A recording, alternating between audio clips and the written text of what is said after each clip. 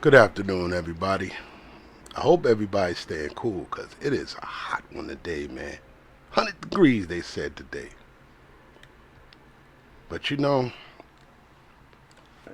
much as I enjoy the outdoors, I'm afraid that what these hot days are going to bring. It was different when I was on the other side of these videos. When I was the kid, most people wanted to stop running through the neighborhood causing havoc. I mean, I wasn't that bad, but I was part of the problem at one point in time. It's not until you get older do you realize a lot of mistakes you leave along the way as a youth. You don't think about certain things when you're in it. And like I've always said, people sometimes forget where they come from. And when you forget where you come from, it's hard to understand where the youth are headed today. I realized that, maybe 20, I'll even say 30 years ago, longer than that, I might have been one of these young kids wilding out here. The good thing about it is I just never played with guns. That was just one of the things. I never really played with guns because I always understood when you pulled the trigger, you couldn't take it back. And I learned that from somebody who was much older than me, not even my father. Most people call them OGs of the street. I learned that from somebody who wanted me to be successful doing what I was doing. And he just pulled me to the side. And the first thing he said to me, you don't even have parents like that. Trust me, and I tell everybody, I was a late bloomer. I was not doing what a lot of youth or a lot of my peers were doing at the time. I was late. I came behind them. But because I came behind them, I was able to observe a lot of things. And I think that's what's happening with a lot of our youth today. And I know people are going to think this crazy. They're going to be like, yo, what is he talking about? But we don't have proper role models for the streets. I think that's what we need to go back to. And that's hard too because it's hard to capture someone's ear when you were part of being a menace yourself. Um, and I think that's what the gun buyback. It's. I used to knock that. I used to knock the gun buyback because I used to say, "Yo, it's not working," because the teens are shooting each other every which way. Like the shooters in the Bronx alone is just crazy, and the kids are dying from stray bullets. And to be honest, there's really nothing nobody can do about that. You can march, but there's always gonna be a kid out there who just loves the way the gun blows. Like that's just something people don't understand. Like a kid holding a gun in his hand for the first time is a phenomenon. It's like, oh shit, he got a live gun. He learns to load it. He learns to cock it back. No, and once you squeeze it, it's what it does to the body. The power that it gives some people, like, because when other people hear it, they fringe, they clam up. So you gotta look at it from both ways. You gotta look at it from a person who sits behind the desk to get rid of guns and the person who's on the other side of the desk holding the gun. We're not gonna get rid of guns as long as there's war.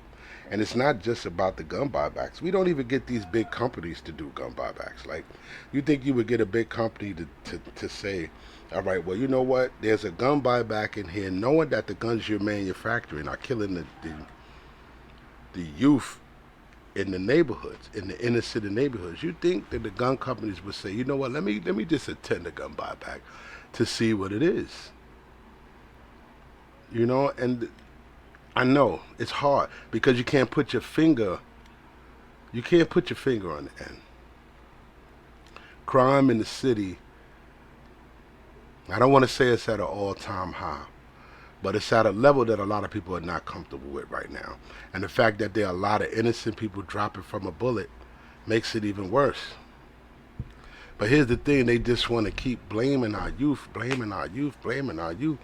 Now, here's the thing. I don't blame our youth, but our youth are the cause.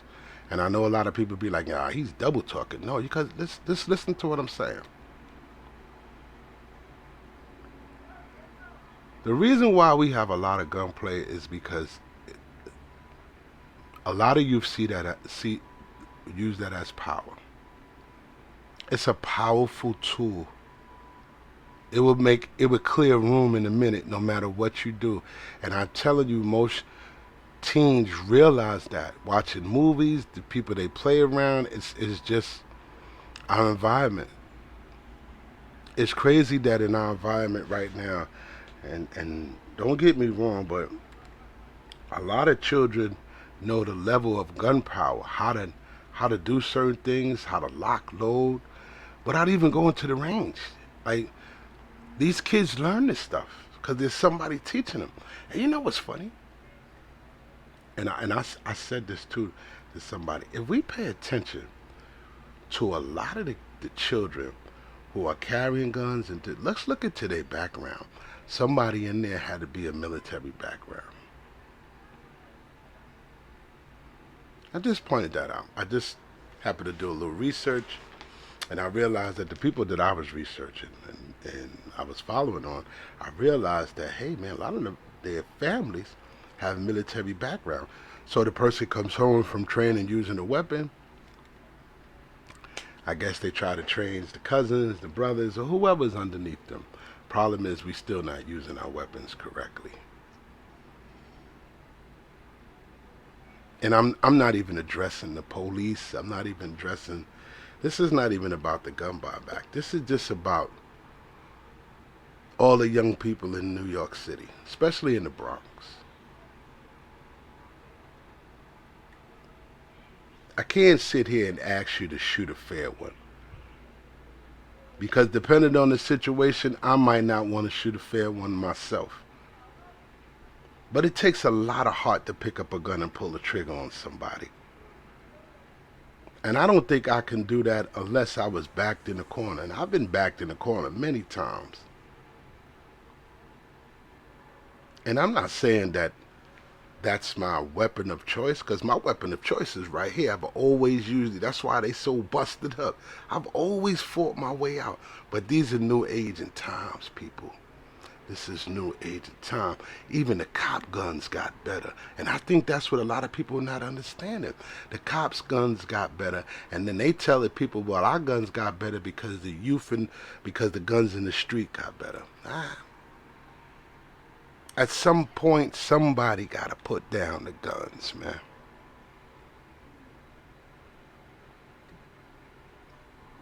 What we don't realize is guns are a part of our everyday lives. From security guards to police officers, state workers. You got to get bonded. Whatever you do, it's a part of our lives. Those who hold guns, it's just on every level, illegal and legal. It's a part of our daily lives.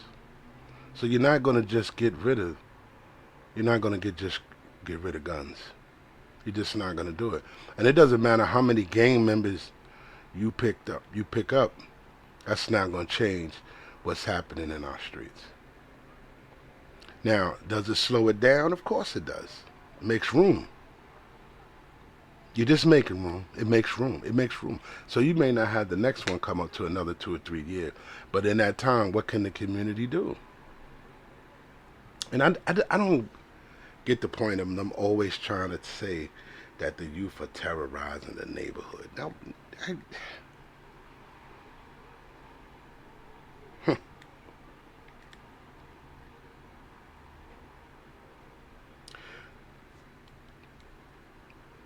we want to have a reason to do certain things. I realize this, that in order for policemen to get paid, they gotta have crime. If there's no crime, then you got a lot of officers sitting around. Just pay attention to what I'm saying. You got a lot of officers sitting around who make 100,000. And if there's no crime, it's free money. You can't have firefighters and there's no fires. Come on now, y'all better listen to what I'm saying. It got to the point where they took away the ambulance, New York City ambulance, and turned them into FDNYs. Like, y'all not paying attention to what's going on? You know, they go through certain things in order for the world to turn and evaporate. I mean, turn and move in a certain direction. I know people think like, yo, this guy's crazy. No, I'm really trying to get people to understand guns is not the problem. It's the way society intended for guns to be used. And that's what makes it crazy because it's a part of our everyday society. Whether you're a criminal, whether you're in the workforce, guns are a part of our everyday society. Everyone is carrying them. You don't know who you're running in. Road rage, people pulling out guns. Guns are everywhere, man. How you gonna have a gun buyback and people know that if they give up their guns, you know? So I believe people give up fake guns. I don't know. That's what I believe. It's too much killing. It's too much killing for you to tell me you just had a gun buyback and then this happens.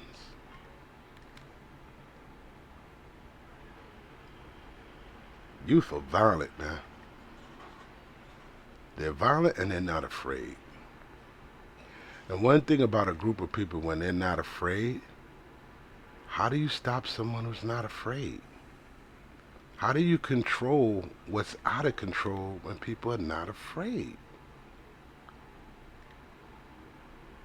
That's the thing I never understand. How are you going to control that? In order to control that, you're either going to fire back, you got to come full force, or you got me brutality with brutality. Now, like I said before, this is not addressed to the NYPD or the court system. It's not. It's their problem to catch it, but it's not their problem. This is a community problem. And as you know, community leaders and they have events to try to calm this stuff down. It's impossible. Gangs develop faster than corporations, and I think that's what people. And then again, they always call a group of men or women gangs. I don't know. To me, that terminology didn't set well with me. I guess when I was coming up, I don't know if I was in a gang. I know I was part of a crew. If that's a gang, I know I was part of a crew, but I wasn't. You know, you had a team. You had. I guess if you looked at it, we would be considered a gang too. Um, I guess it's what you do. Your activities amongst your group what makes you a gang. I don't know what makes. To me, if you're a crew, if you got my team, my peoples, all that is the same thing as gang. So I don't know. And you know, they tell people that yo these, and most of the time, you know how they. To me, if a person shoots at another person and that person retaliates, it's usually because they got friends along or something. Like I don't know, man. I don't know. We don't have solutions for these type of crimes yet. And like I said, this is no knock to the DA or to the judges or anybody else who release these people often and early. I'm addressing the community because we are the ones who got to live in fear. Like I said at the beginning, I was a different person when I was on the other side of these videos. It's a lesson that you have to learn, but as you get older, some people say you get wiser. I don't know if I got wiser because I still got a lot to learn. But I did as I got older. I understood the true meaning of right and wrong. I just understood it. I understood it better.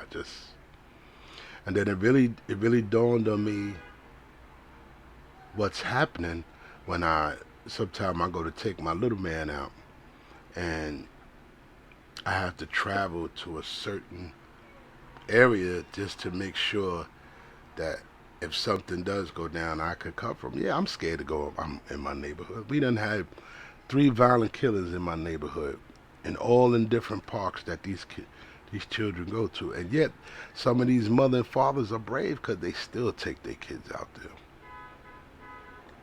That's why I'm addressing the community. It's hard on mothers and fathers who can't afford day camp, who can't afford to send them to the boys club or give them some activities, can't afford the summer camp. They spend most of their days in the parks, especially if it's a nice, beautiful day. And some young children are meeting their demise that way.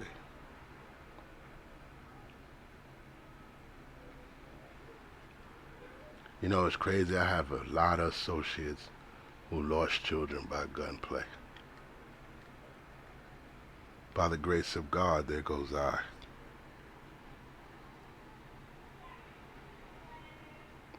I've always thought twice before picking up anything of that magnitude. Not to saying I haven't squeezed the trigger. I'm just saying that not enough to murder nobody. No one has ever made me that mad where I want to murder you. Take your life. I'll beat the shit out of you. For sure. But murder? That ain't me. I don't know how to change society. I don't know how to get these youth to understand that they're still in each other's futures. You know, some of them having children early. I don't know how to get to that. I don't know how to reach out to that. They got so many programs where you got inner city kids who are following ex-cons, ex-fugitives, and none of this stuff that they're doing right now is working. It's just not working. Something has to be done, and I don't know what it is. You can't pinpoint that right now. You just know it's a problem. They have no problem killing each other, man. No problem. And like I said, it has people say, "Oh, you coming down on the youth today?" No, I just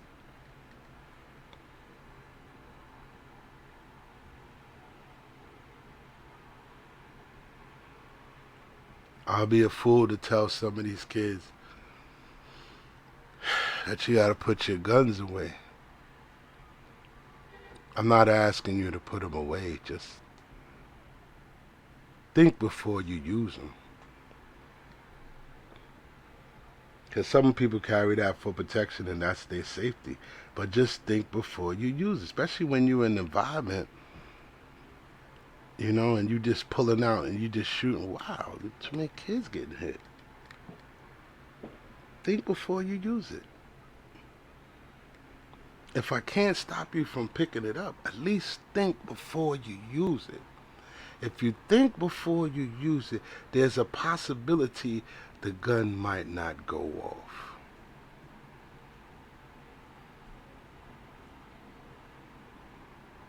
We are so scared of each other that we gotta pull guns. Are you 15, 14, 15, 16 years old? Those at that age, man, you supposed to be scrapping with your knuckles, baby. You supposed to have knuckle scars on your hands, man. But I get it. I get it, guys. I get it. I'm not gonna be the ones to ask you to put them down. I have no right to ask you to put your guns down, but I do have a right to ask you to be self-conscious when you pull it. Where you at? Look at your surroundings. Too many kids, too many people.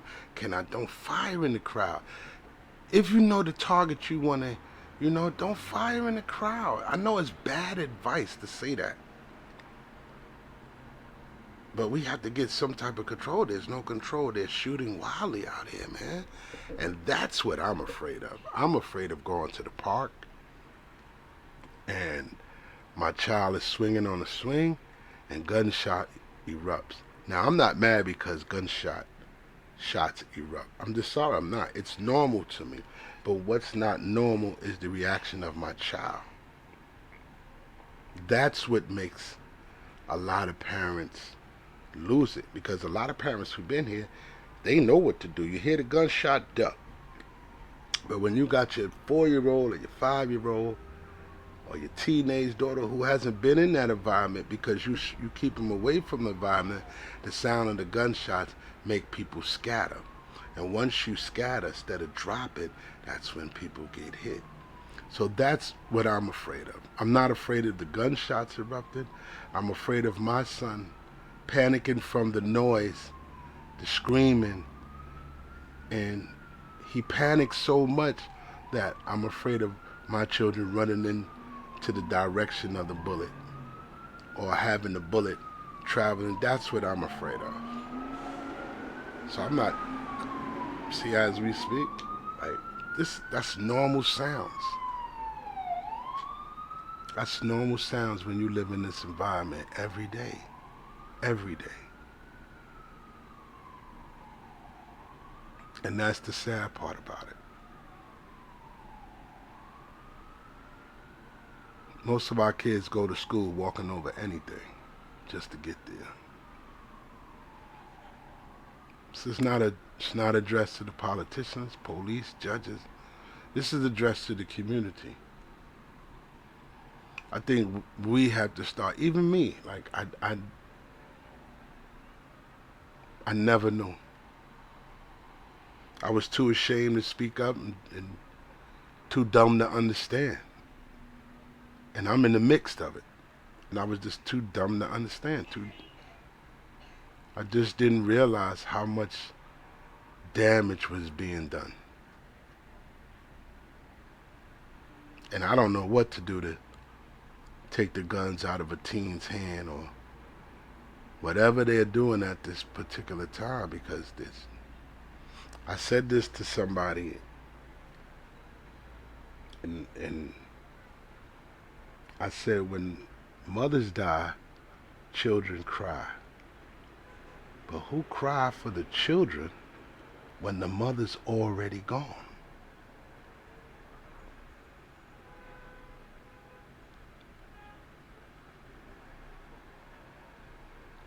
Sometimes in order to get a reality check in some of these children, I think some of the top people got to come off your seat. I think that's what it is. I think a lot of our top dogs got to come off your seat. You got to come off your seat. Stop talking to the cameras. Come off your seat. Take a walk through the neighborhoods. Knock on a few doors. Police only come around now when you hear certain things. These sirens go off. Where I live at, these sirens go off all day or night. Ambulance, police, and firemen, it's all day or night. That's what it's like.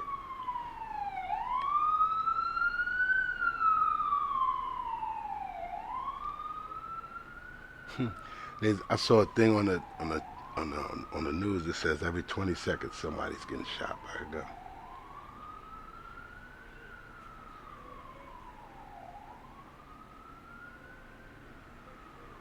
I'm a fighter too, people. But I'm just saying, for those who pick up those guns, just have second thoughts before you pull the trigger. Pay attention to who's around, what's around, why it's around. Don't just take an innocent life. And with that said, we shouldn't be taking lives, period. But we have to be self-conscious. Like I said, this is out to my communities, because a lot of our kids ain't making it home. A lot of our children are not making it home.